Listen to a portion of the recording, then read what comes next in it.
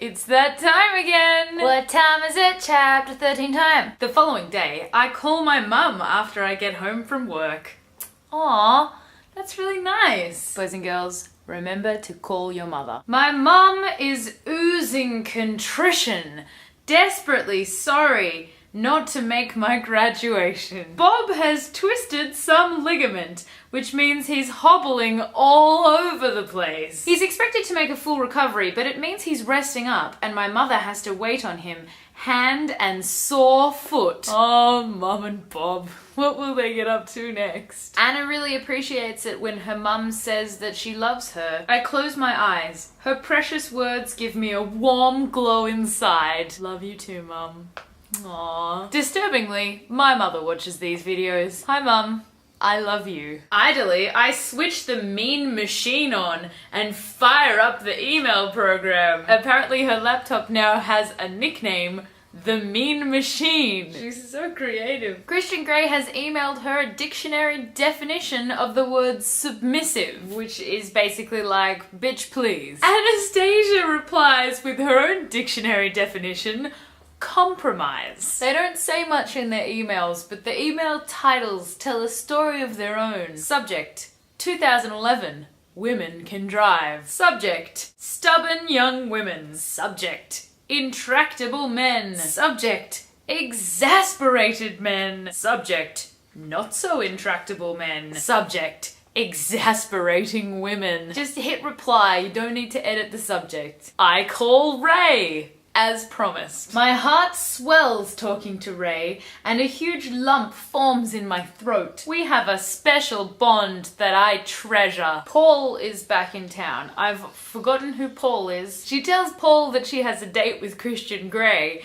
and he is gobsmacked and speechless. And a very small part of me resents that he should find this a surprise. My inner goddess does too. She makes a very vulgar and unattractive gesture at him with her fingers. She flips him the bird. She's borrowed some clothes from Kate and she says, clothes are just not my thing. You are in the right genre, Anastasia Steele. Welcome to Sex Books. Taking a deep breath and mentally girding my loins, I head into the hotel. Girding loins. Amazing. Christian is waiting for her. His hair is as tousled as ever. Wait, what color is his hair again?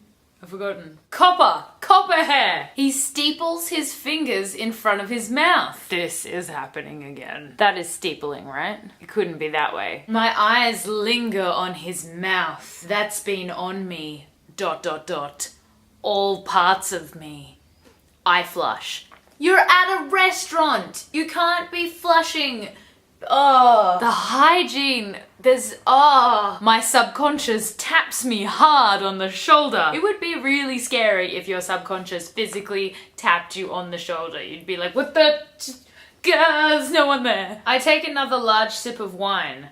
I remember the last sip of wine he gave me in my bed. I blush at the intrusive thought. She's blushing about backwash. It's just gross. Christian Grey randomly drug tests his employees. She can walk away from the contract at any time, but he says, if you go, however, that's it. Just so you know. So there's no coming back if she leaves. I know you've not done this before. Initially, we'll take it slowly and I will help you. We'll build up to various scenarios. The or otherwise, it's just to help you get in the mindset. It means anything goes.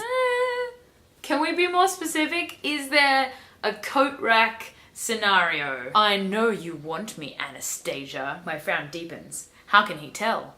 I can tell because ... italics. Holy shit! He's answering my unspoken question.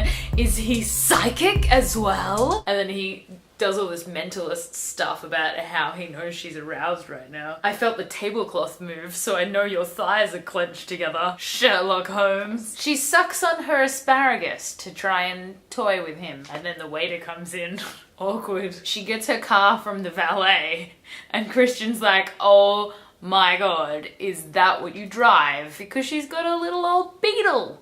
There's nothing wrong with a little old beetle. She's really sad because she thinks that if she doesn't agree to the contract, this will be the last time that she sees him. So she's driving away crying in her little beetle. As I undress, I wake up the mean machine. Basically, she wants a real boyfriend, not a sex playmate. He sends her an email when she gets home that basically says, I hope you will give my proposal some serious consideration. And it makes her cry even harder. His email makes me weep more. I am not a merger. I am not an acquisition. Reading this, I might as well be. She's quoting all of the things that he's said to her, basically to steer her away from him, Edward Cullen style. Anastasia, you should steer clear of me. I'm not the man for you. I don't do the girlfriend thing. I'm not a hearts and flowers kind of guy. I don't make love. This is all I know. And she's crying and basically she's like, well, this is all I know, like love. Perhaps together we can chart a new course. End of chapter 13. That seems like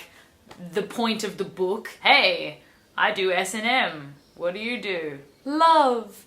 La la la la la la la la. What happened in chapter 13? She called Ray, that's important. She called her mum, she loves her mum. Bob tore a ligament.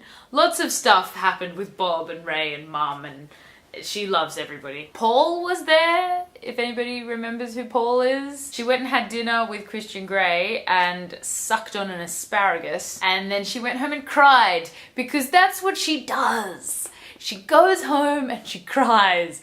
Every chapter. It's sex or crying. That's what this book is. Sex or crying. Sometimes both. It's gonna be a lot more of both once he starts hitting her. That will be all for now. I'll see you next time. Bye.